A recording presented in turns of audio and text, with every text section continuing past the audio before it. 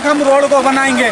मात्र 25-50 फीट का रोड छूटा हुआ है, बाकी 2015 से 20 के कार्यकाल में वो रोड बना था, जिससे कि आज यहाँ पर अच्छे से हमारे आशीर्वाद दाता पूजा कर पा रहे हैं। मैं धन्यवाद देता हूँ हमारे समस्त कार्यकर्ताओं को, मेतवास के आदरणीय पंकज जी माकरिया जी, आदरणीय गोलू जी, रंजीत जी यादव साहब और हमारे पार्षद आदरणीय गोलू यादव जी को।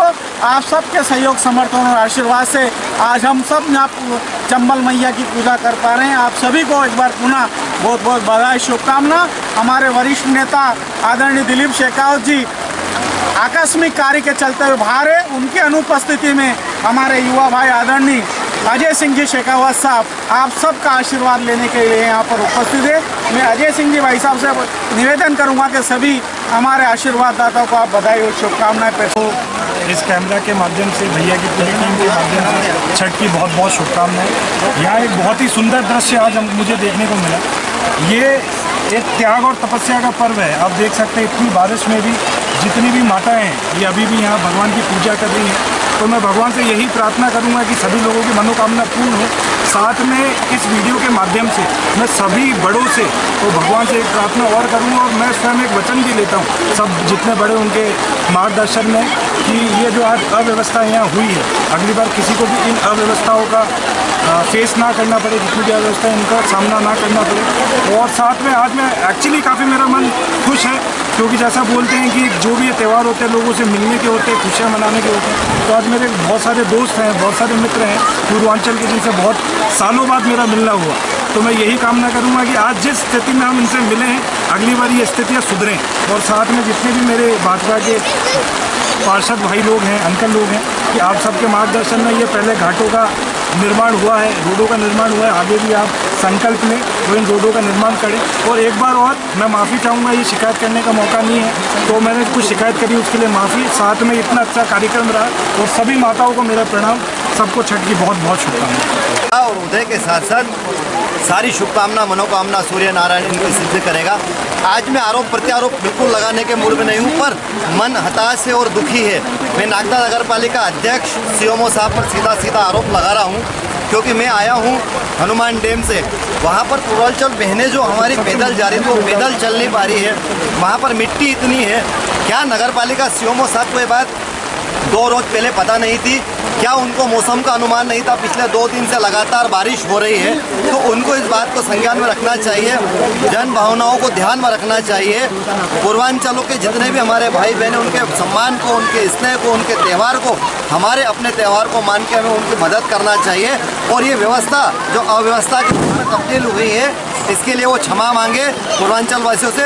और एक बात और कहना चाहूँगा, नारायण डैम पे जितने भी नेतागण आज अपनी अपनी शुभकामना प्रसिद्ध कर रहे हैं, या तो नागदा शहर से माफ़ी मांगे, पूर्वांचल भाइयों से माफ़ी मांगे कि जो आज असुविधा हुई है, निश्चित रूप से कहीं ना कहीं नगर पालिका की लापरवाही है। मेरा आरोप प्रत्यारोप लगाने का कतई मूड नहीं था, पर ये बरसती बारिश और ये पूर्वांचल भाइयों बहनों की आस्थाओं के साथ खिलवाड़ किसी भी कीमत पर नहीं होगा। जय हिंद, जय भारत।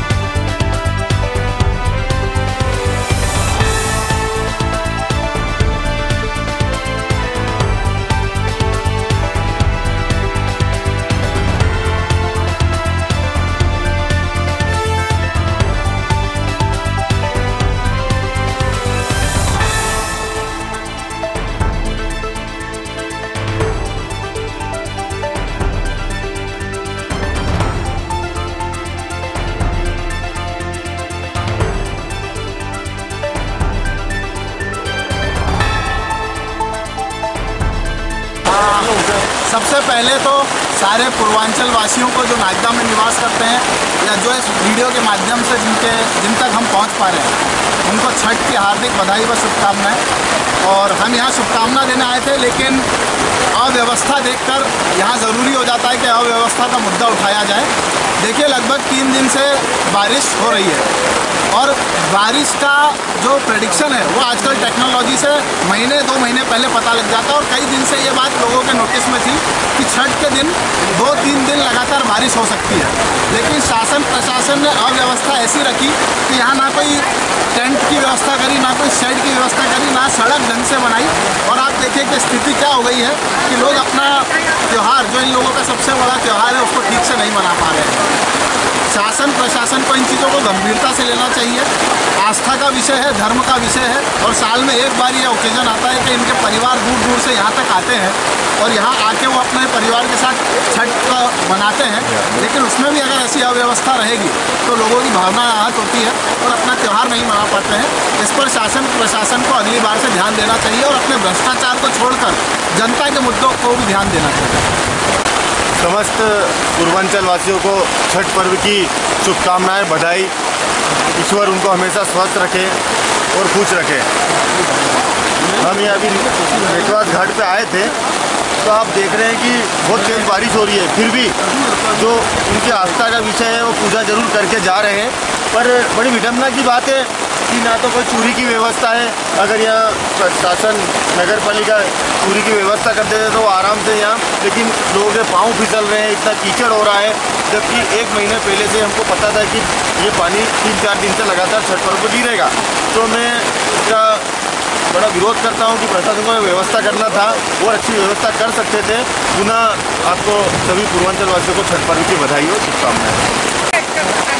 अगली बार जब आएंगे इसी पानी और इसी कीचड़ के साथ स्वागत किया जाएगा। घर पे वोट लेने मत आइएगा। मेरी एक बहन ने बोला कि अगली बार जब कोई आएगा तो इसी पानी और कीचड़ के साथ उनका हम स्वागत करेंगे। तो ऐसी नाराज़गी लोगों में आप देख रहे हैं दिखाई दे रही है। यदि हमको कुछ पता होता तो हम अपने निजी खर्चे से भी क्या कुछ कर पाते। अगर इसी पहले से हमको जानकारी होती है, कुछ बोलते तो अगली बार हम इसका विशेष ध्यान रखेंगे। धन्यवाद।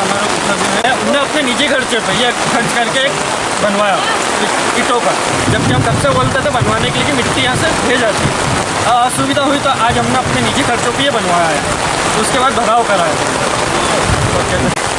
क्या बोलूँ, मतलब ठीक है, इसका देखिए ये तो व्यवस्था तो अपनी तरफ सभी ने अपने प्रयास किया है, मगर अब जो प्रकृति के आगे तो कोई कुछ नहीं कर सकता है। मगर फिर भी इसकी व्यवस्था व्यक्ति आने वाले समय में कभी इस तरह की अगर चीज़ें होती हैं तो इसको व्यक्ति पुनः अपनी तरफ से समझ सकता है।